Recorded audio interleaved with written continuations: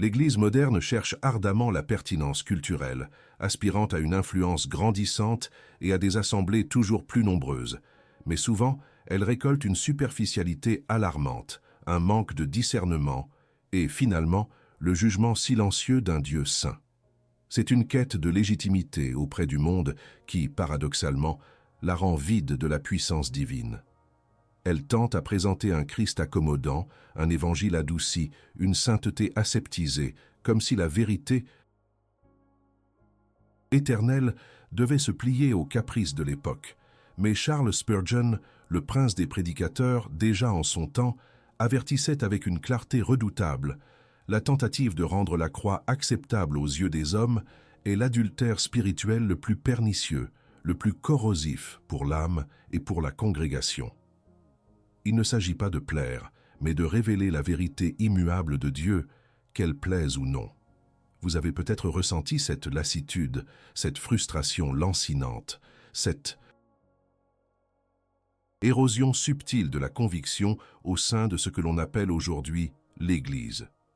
Vous avez vu le spectacle, les sourires forcés, les promesses de bien-être matériel déguisées en bénédiction divine, et une version édulcorée de la foi qui semble éviter à tout prix la confrontation avec le péché et le sacrifice. Cette douleur que vous portez, cette soif d'authenticité, ce rejet du superficiel n'est pas un signe de faiblesse ou de cynisme. C'est le témoignage que votre âme, créée pour l'Éternel, discerne le vide et réclame la substance. C'est une douleur légitime, biblique même, car elle s'aligne sur le cri des prophètes et des réformateurs qui, face à la compromission, ont toujours rappelé le peuple de Dieu à sa vocation sacrée. La sainte colère que vous ressentez face à la trahison de la profondeur théologique par la légèreté contemporaine est un écho de l'esprit qui cherche à vous ramener à une foi rocailleuse, inébranlable, construite non sur le sable mouvant des émotions ou des tendances, mais sur la roche inamovible de la doctrine classique. La sainteté, concept central de la vie chrétienne, a été déformée, réduite, voire dénaturée, au point d'être méconnaissable par une génération qui a troqué le feu sacré de l'autel pour les projecteurs d'une scène. On parle de vivre sa meilleure vie, de prospérité et de réalisation personnelle, mais on élude la question fondamentale. Qu'en est-il de la sainteté? Qu'en est-il de la séparation du monde, de la consécration à Dieu, de la mort au moins que la parole de Dieu exige impérieusement? Spurgeon, un géant de la foi dont la voix résonne encore avec une clarté prophétique, dénonçait déjà, bien avant nous, les germes de ces erreurs modernes. Il comprenait que la pureté de la doctrine n'était pas un luxe théologique, mais la seule fondation sur laquelle une vie de piété authentique et une Église vibrante pouvaient être bâties. Pour lui, la sainteté n'était pas une option, un add-on pour les plus zélés, mais l'essence même de l'expérience chrétienne, le fruit inévitable d'une régénération véritable. Loin d'être une performance, elle était l'expression naturelle d'un cœur transformé par la grâce souveraine de Dieu, manifestant le caractère divin dans un monde corrompu. Aujourd'hui, nous allons nous immerger dans la sagesse implacable de Charles Spurgeon pour démasquer cette erreur moderne sur la sainteté qui, tel un poison lent, anesthésie la conscience, dilue la foi et sape le témoignage de l'Église. Ces erreurs, bien qu'elles revêtent des atours contemporains, ne sont que de vieilles hérésies revisitées, des chemins familiers d'auto-justification et de compromission que Spurgeon connaissait et combattait avec ferveur. Il nous confrontera à la question cruciale: votre conception de la sainteté est-elle ancrée dans la parole éternelle de Dieu, ou est-elle un reflet des illusions éphémères de notre époque?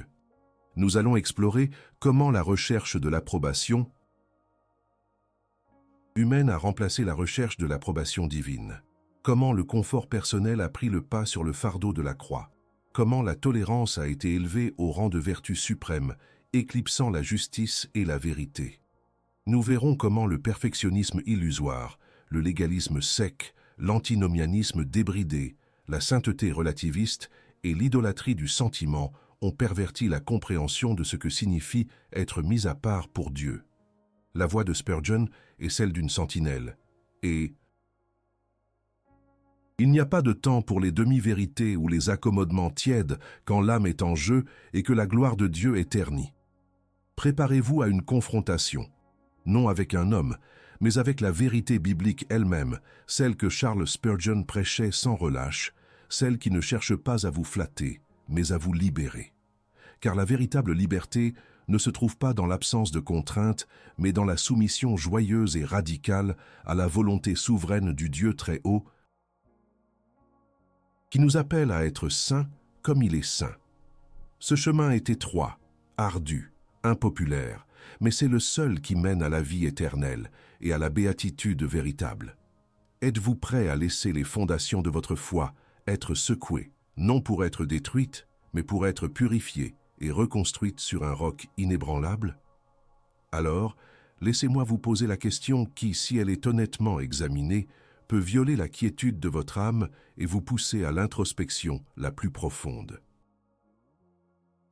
Si la sainteté et la conformité au caractère de Christ, votre vie privée reflète-t-elle la même ferveur, le même engagement et la même pureté que l'image que vous projetez publiquement? Nous vivons dans une ère d'images où la perception l'emporte souvent sur la réalité, et le christianisme n'a pas échappé à cette tendance. Le paradoxe est frappant.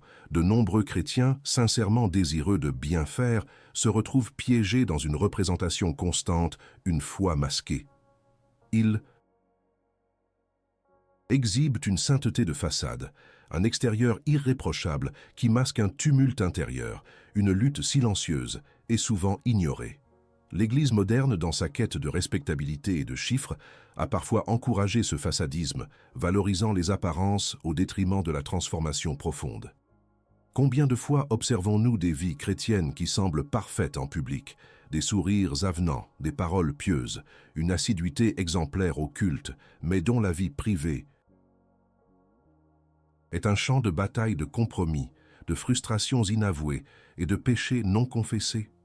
Cette dualité, cette tension entre le paraître et le être, est une douleur que beaucoup connaissent, mais n'osent nommer, de peur d'être jugés ou perçus comme manquant de foi. C'est le fardeau d'une performance incessante, épuisante, qui ne nourrit pas l'âme, mais la consume. Spurgeon, avec son acuité spirituelle, aurait diagnostiqué cette illusion comme une forme insidieuse d'hypocrisie, une maladie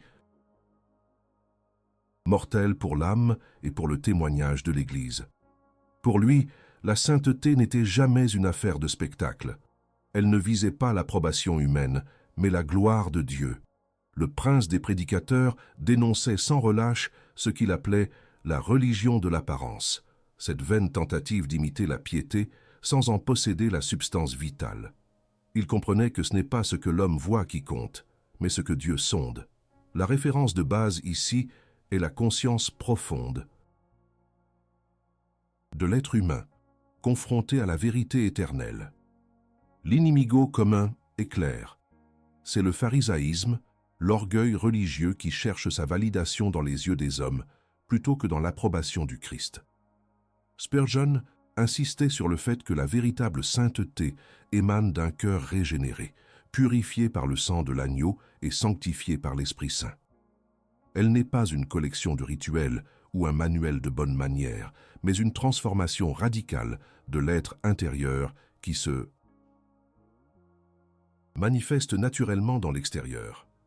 Le Seigneur ne regarde pas à l'apparence, mais au cœur, 1 Samuel 16, 7.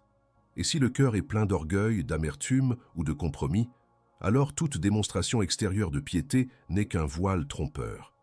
Spurgeon mettait en garde contre les professeurs de religion qui, tels les sépulcres blanchis, sont beaux à l'extérieur, mais remplis d'ossements de mort et de toute impureté à l'intérieur. Matthieu 23, 27. Cette dor occulta abordada, la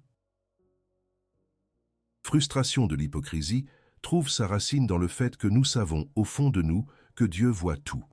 Les conséquences de cette sainteté performative sont dévastatrices, tant pour l'individu que pour la communauté des croyants et le témoignage du Christ dans le monde. Sur le plan personnel, le façadisme conduit à un épuisement spirituel profond. L'âme est constamment sous tension, luttant pour maintenir une image qui ne correspond pas à la réalité. C'est une vie de secret, de culpabilité et d'angoisse, où la joie de l'Évangile est étouffée par le poids de la performance. La véritable communion avec Dieu est rendue impossible, car elle exige l'authenticité, la confession sincère et la dépendance totale. Comment un cœur partagé, obsédé par l'opinion des hommes, peut-il se prosterner avec intégrité devant le Dieu saint? Au niveau de l'Église, l'hypocrisie généralisée crée un environnement de méfiance et de jugement, où la grâce est remplacée par la comparaison et la compétition. Les nouveaux convertis sont confrontés à un idéal inaccessible, tandis que les anciens sont usés par le fardeau de la perfection imaginaire. Cela conduit inévitablement au désenchantement, à l'amertume et, pour beaucoup, à l'abandon pur et simple de la foi. Le nom de Dieu est blasphémé parmi les nations à cause de ceux qui se disent siens, mais dont les vies sont une contrefaçon de la vérité éternelle. Spurgeon le déplorait. Un peu d'hypocrisie dans l'Église peut causer plus de mal. Une multitude de pécheurs à l'extérieur.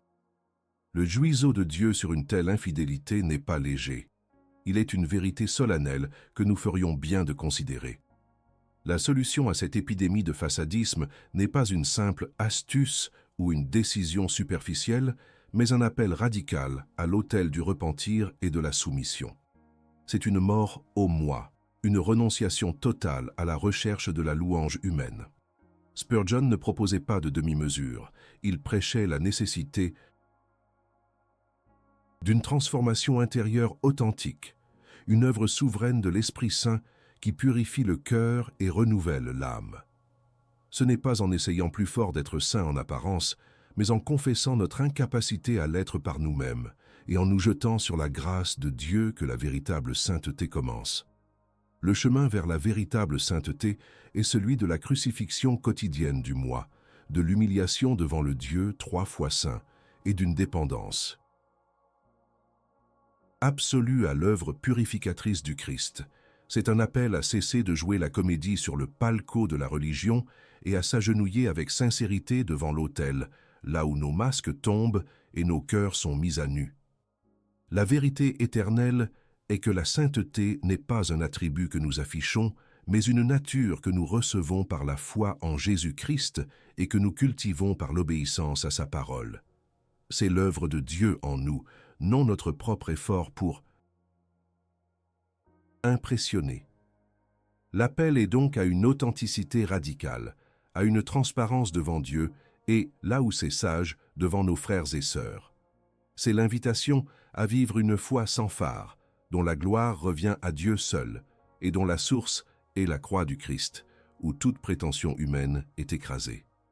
Combien de croyants se débattent sous le poids écrasant de l'attente d'une vie sans péché, confondant la sainteté avec la perfection immaculée atteignable en cette vie. Ce paradoxe est cruel. Plus ils s'efforcent d'atteindre cet idéal illusoire, plus ils se sentent coupables et insuffisants, ou, pire encore, plus ils développent une forme subtile de justice propre.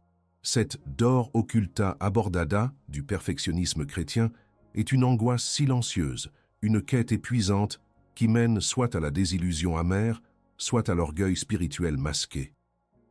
On nous dit implicitement que si nous étions vraiment saints, nous ne lutterions plus avec le péché, que toute chute est un signe de manque de foi ou d'engagement. C'est un mensonge qui mine la confiance en la grâce de Dieu et obscurcit la réalité de la sanctification progressive. Cette aspiration à une sainteté sans tache, bien qu'elle puisse sembler louable à première vue, devient un fardeau insoutenable lorsque mal comprise. Elle pousse les individus à nier leur propre lutte, à cacher leurs faiblesses et à vivre dans la peur constante de l'échec. La transparence est étouffée, la confession devient rare, et la véritable compassion mutuelle au sein de l'Église s'amenuise, car personne n'ose admettre qu'il n'est pas encore arrivé. Ce climat crée un cercle vicieux de performance et de dissimulation, où la grâce est comprise comme un permis pour cesser de lutter, au lieu d'une puissance pour la lutte. Charles Spurgeon aurait identifié cette erreur comme une résurgence de l'hérésie pélagienne, ou du moins une de ses manifestations subtiles. Le pélagianisme, condamné depuis des siècles, affirmait que l'homme, par sa propre volonté, pouvait atteindre une vie sans péché. Spurgeon, profondément ancré dans la théologie réformée, insistait sur la déchéance totale de l'homme, sur l'incapacité inhérente de la nature humaine déchue à se racheter ou à se sanctifier pleinement par ses propres forces. Pour lui, la sainteté n'est pas une absence de péché en cette vie, mais une orientation radicale du cœur vers Dieu, une guerre continue contre la chair, rendue possible par la grâce et la puissance de l'Esprit Saint. La référence de base est ici la doctrine biblique de la sanctification progressive. Nous sommes déclarés justes en Christ, justification, mais notre marche vers la sainteté est un processus qui dure toute la vie. L'inimigo commun est l'orgueil humain qui cherche à s'attribuer une part de l'œuvre que seul Dieu peut accomplir. C'est une négation implicite de la suffisance de la croix pour le rachat continu et de la nécessité de la dépendance quotidienne à Dieu. Spurgeon ne minimisait jamais le péché, mais il exaltait la grâce qui permet aux croyants de lutter et de progresser, même face aux chutes. Il reconnaissait la réalité de la tentation et de la faiblesse humaine, tout en appelant à une vigilance et une repentance constante. La véritable foi est un combat, pas une absence de lutte. Les conséquences de cette compréhension erronée de la sainteté sont multiples et pernicieuses. D'une part, elle mène au légalisme, une tentative épuisante de gagner la faveur de Dieu par l'observance rigide de règles et par des efforts personnels, transformant la grâce en une autre forme de loi. Ceux qui se croient parfaits développent souvent un esprit critique et hautain envers les autres, tombant dans le piège du jugement et de l'intolérance. Ils jugent à la foi des autres à l'aune de leurs propres standards impossibles, sans compassion ni humilité. D'autre part, pour les âmes honnêtes qui ne peuvent cacher leur combat contre le péché, cette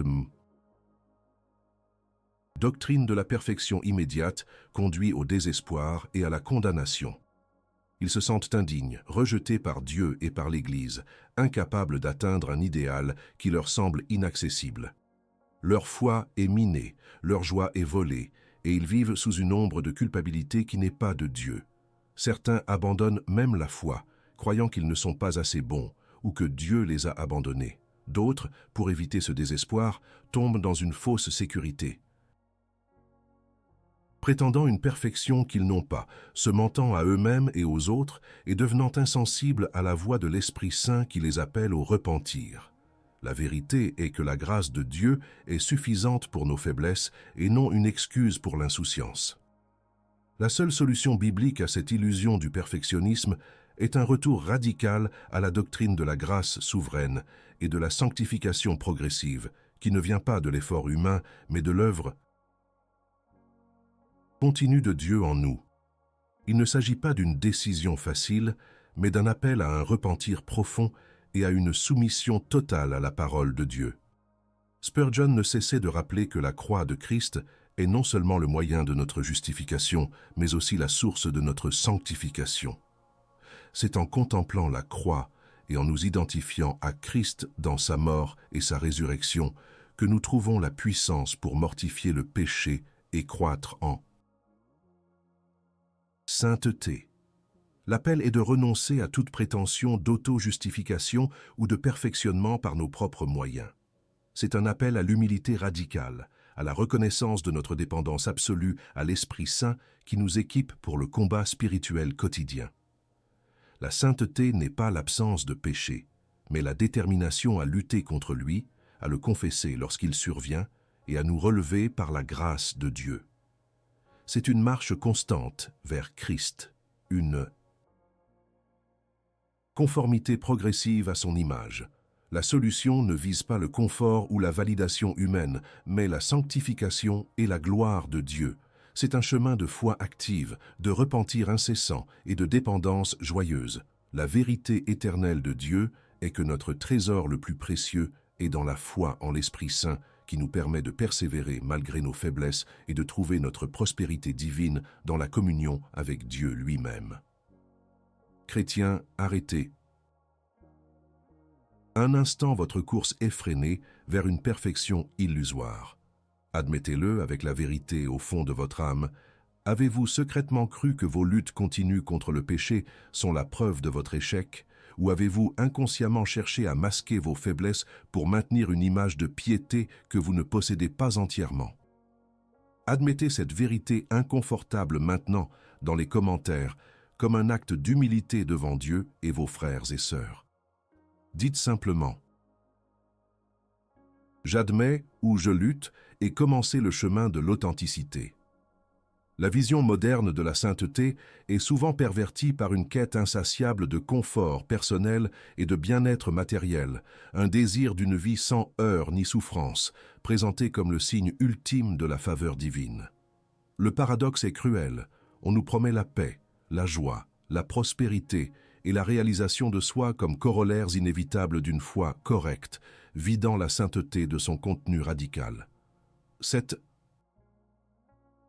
d'or occulta abordée est la déception que beaucoup ressentent lorsque cette promesse d'une vie sans douleur ne se réalise pas, ou lorsqu'ils découvrent que le confort n'apporte pas la satisfaction spirituelle qu'ils espéraient.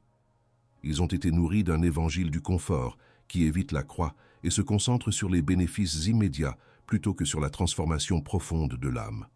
Cette approche de la foi, où Dieu est réduit à un fournisseur de services pour nos désirs égoïstes, est une trahison silencieuse de l'évangile biblique. Elle encourage une relation transactionnelle avec Dieu où l'amour et l'obéissance sont conditionnés par les bénédictions reçues. Le croyant est conditionné à chercher des signes extérieurs de la faveur divine, richesse, santé, succès, comme preuve de sa sainteté, oubliant que la véritable sainteté est souvent forgée dans le creuset de l'adversité et de la renonciation.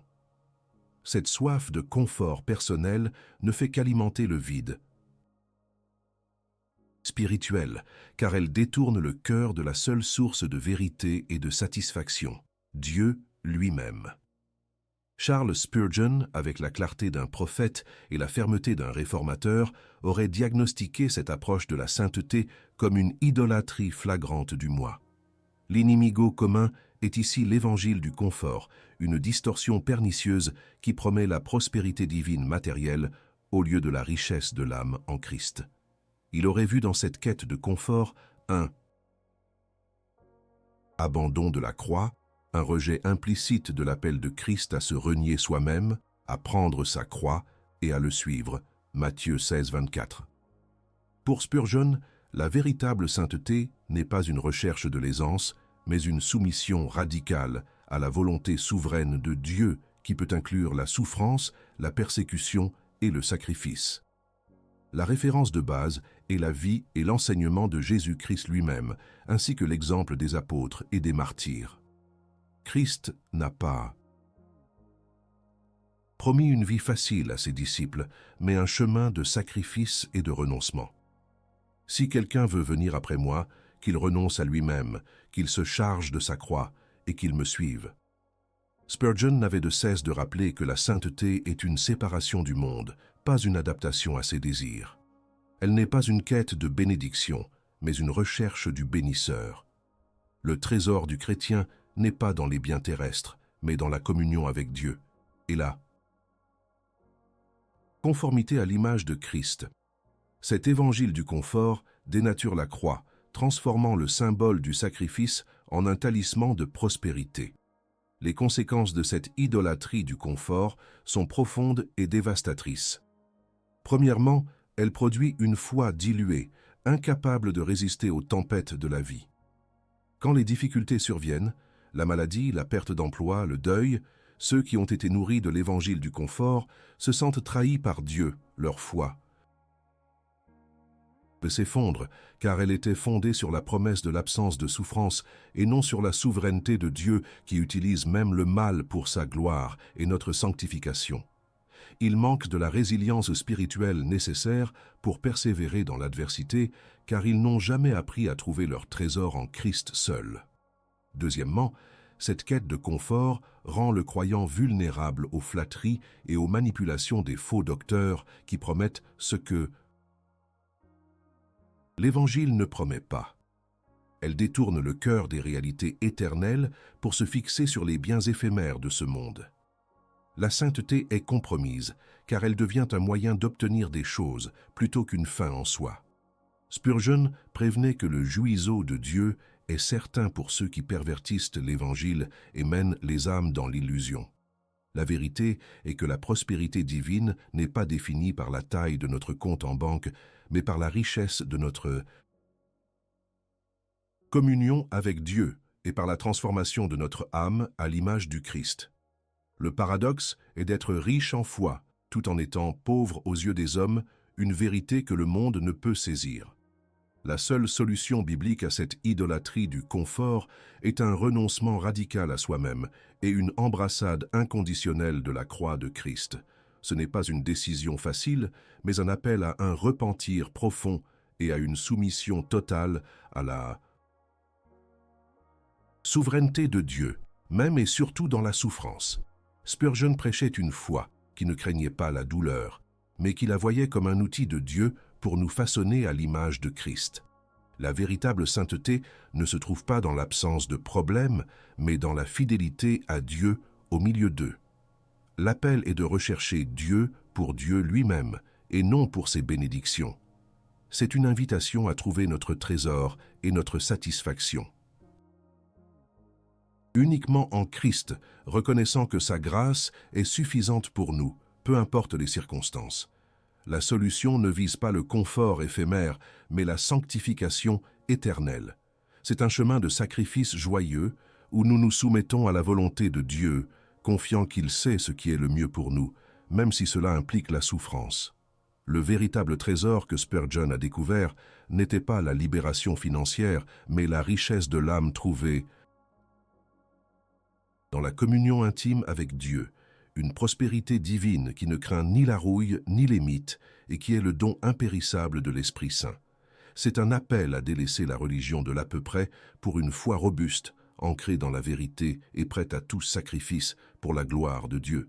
Nous sommes entrés dans une ère où le concept même de vérité est devenu flou, malléable, et où la sainteté en particulier est souvent perçue comme une notion subjective, adaptable aux préférences individuelles et aux normes culturelles changeantes. Le paradoxe est glaçant. L'Église, jadis gardienne des absolus divins, semble parfois céder à la pression de définir la sainteté non par la parole inébranlable de Dieu, mais par les caprices d'une société qui rejette toute forme d'autorité transcendante. Cette dor occulta abordée est la confusion morale et la désorientation spirituelle qui en découlent. Comment peut-on aspirer à la sainteté si ses contours sont constamment redéfinis par l'opinion humaine? Cette instabilité érode toute base solide pour la moralité chrétienne et ouvre la porte à un antinomianisme rampant, où les standards divins sont ignorés au nom d'une liberté mal comprise. Cette tendance relativiste a non seulement affecté la compréhension de la sainteté personnelle, mais aussi la manière dont l'Église se perçoit et interagit avec le monde. Au lieu d'être une lumière et un sel, elle risque de devenir un pâle reflet de la culture environnante, perdant son identité prophétique. On évite de parler de péché, de jugement, de repentance ou des attributs de la sainteté de Dieu, de peur d'offenser ou d'être jugé intolérant. Mais en se conformant au monde, l'Église ne gagne pas sa pertinence, elle perd son âme. Charles Spurgeon, avec son autorité prophétique, aurait sans équivoque diagnostiqué cette tendance comme un rejet pur et simple de l'absolu divin et un abandon volontaire des standards éternels de Dieu. L'inimigo commun est ici le relativisme moral et l'absence de jugement ou de discernement spirituel qui sapent les fondements même de la vérité biblique. Pour Spurgeon, la sainteté n'était pas négociable ni adaptable. Elle était une caractéristique intrinsèque de Dieu lui-même, un standard immuable auquel l'homme est appelé à se conformer par la grâce et la foi. Il n'y avait pas de place pour l'interprétation subjective de ce qui est saint ou pécheur. La parole de Dieu était la boussole. Infaillible. La référence de base est la nature même de Dieu, révélée dans les Écritures comme un Dieu 3 fois saint, dont le caractère est inchangeable. Sa sainteté exige la justice et le jugement du péché. Spurgeon aurait dénoncé l'idée que Dieu est tellement amour qu'il ne peut pas juger. Il insistait sur le fait que l'amour de Dieu est toujours en accord avec sa sainteté et sa justice. Le fait de minimiser le péché ou d'ignorer la réalité du jugement de Dieu n'est pas un acte de compassion, mais une tromperie dangereuse qui conduit les âmes à la perdition. Il n'y a pas de véritable sainteté sans une claire compréhension de la gravité du péché et de la justice divine. L'ignorance du juiseau de Dieu conduit à une vie sans crainte et sans repentir véritable. Les conséquences de ce relativisme sont calamiteuses pour l'Église et pour la foi individuelle. Premièrement, il entraîne une perte totale de discernement, sans des standards clairs et absolus. Comment distinguer le bien du mal, le vrai du faux, la lumière des ténèbres?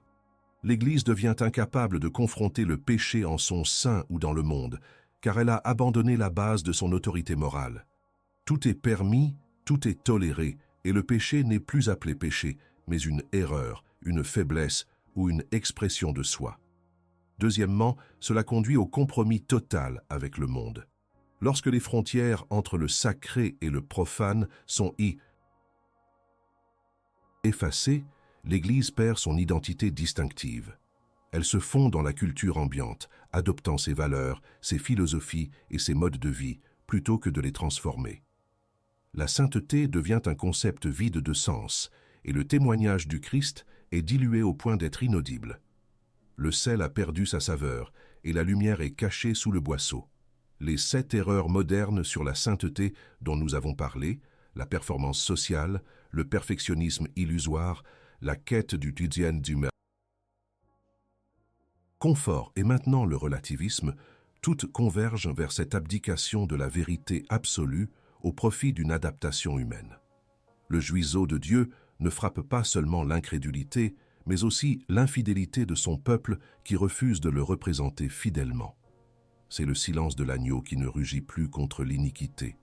La seule solution à cette dérive relativiste est un retour inflexible et radical à la souveraineté de Dieu et à l'autorité inébranlable de sa parole.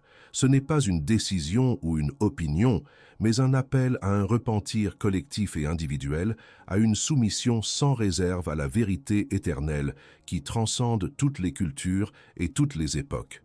Spurgeon aurait exhorté l'Église à se rappeler que Dieu est saint, juste et immuable, et que ses standards ne changent pas. La sainteté n'est pas ce que nous décidons qu'elle est, mais ce que Dieu a déclaré qu'elle est. L'appel est de se séparer du monde. Non par orgueil, mais par obéissance et par amour pour la gloire de Dieu. C'est un appel à restaurer le discernement biblique, à appeler le péché par son nom et à prêcher la repentance sans compromis.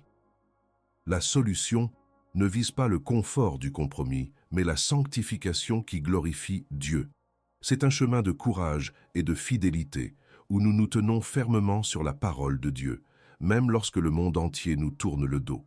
La véritable sainteté est l'expression d'une foi qui prend Dieu au sérieux, qui craint son juiseau et qui désire ardemment lui plaire en toutes choses. Le trésor le plus précieux du chrétien est la vérité de Dieu qui nous ancre et nous guide dans un monde en constante dérive morale.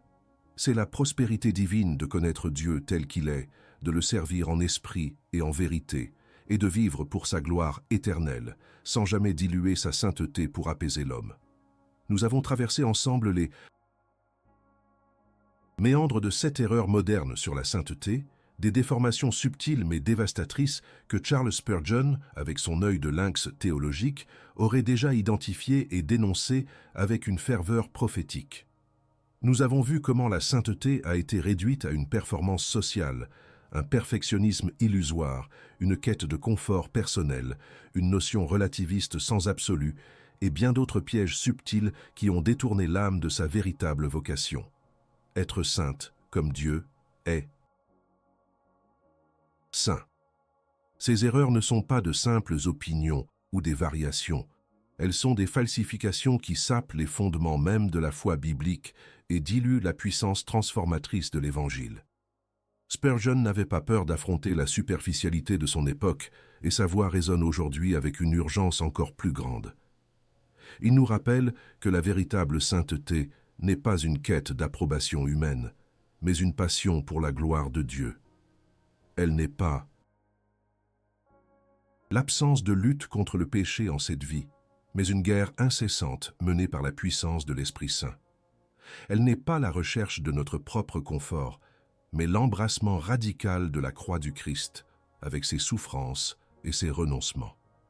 Elle n'est pas une notion flottante, adaptable à chaque tendance culturelle, mais une ancre ferme dans la vérité immuable de la parole de Dieu. La sainteté n'est pas un concept optionnel pour les chrétiens avancés. C'est l'essence même de la vie nouvelle en Christ, le fruit indéniable de la régénération et le signe distinctif d'un disciple authentique. C'est une œuvre souveraine de Dieu en nous, qui nous appelle à la coopération active par la foi, le repentir et l'obéissance. Elle est le reflet de la nature de Dieu lui-même, et notre appel à y aspirer est un privilège et une responsabilité solennelle. Alors, où en êtes-vous dans cette marche? Avez-vous été piégé par l'une de ces erreurs, cherchant la validation humaine? La perfection illusoire, le confort éphémère ou une sainteté qui s'adapte au monde?